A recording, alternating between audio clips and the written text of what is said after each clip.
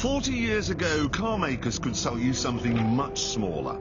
The original Mini, for example, or the bubble car. But even these aren't small. Not really. Not compared to this. The Peel P50. That is 54 inches long and 41 inches wide. It is listed in the Guinness Book of Records as the smallest production car ever. And what I'm sure you're expecting me to do now is introduce Richard Hammond. But what I'm actually going to do is drive it to work. All, 6'5" of me.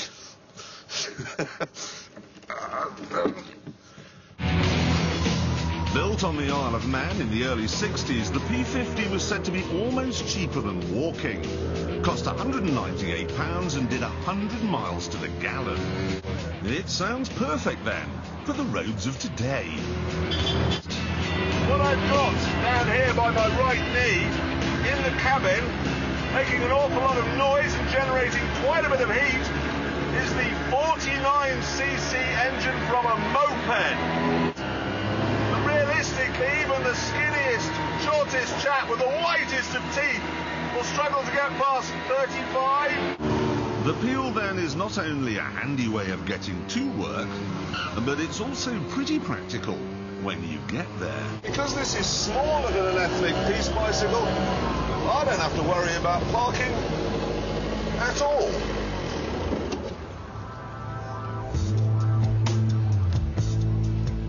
The great thing about a car this small is that it's very light, which means that when you get to work, you just pick it up and carry it inside. Morning. In the Top Gear office, the team were keen to know more about the P50. I give you the future, young men and women. Peel P50. I think it's 4.5 horsepower. I have never seen the Top Gear team so enthusiastic about any car. Oh, lads, I put a Koenigsegg down in the car park. Oh, right. Got a new Ferrari down there. Not interested. This. Even John Humphreys dropped by for a look. Who's got the car? Got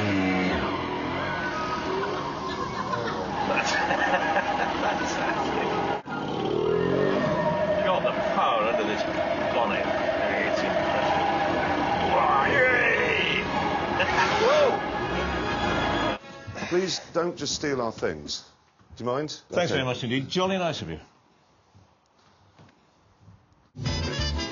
Soon I was summoned to an important BBC meeting.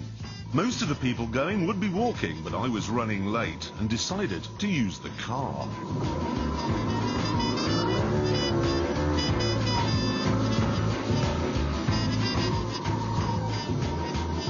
Doors closing. Ground floor. Sorry, Fiona, could you give me a push? A push out? Please, because it's got no reverse gear, so... Oh. Cute. Right, you'll be all right now. No, this is fine. Thanks. After a short drive, I arrived at BBC Television Centre. Unfortunately, though, this is the most complicated building in the world.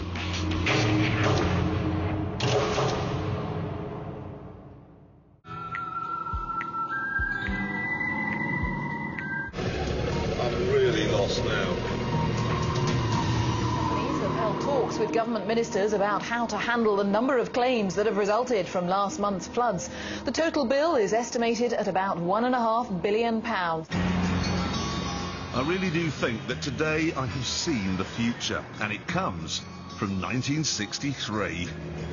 This Peel P50 really is absolutely brilliant. If it had a reverse gear, I would describe it as the absolute ultimate, really, of personal mobility.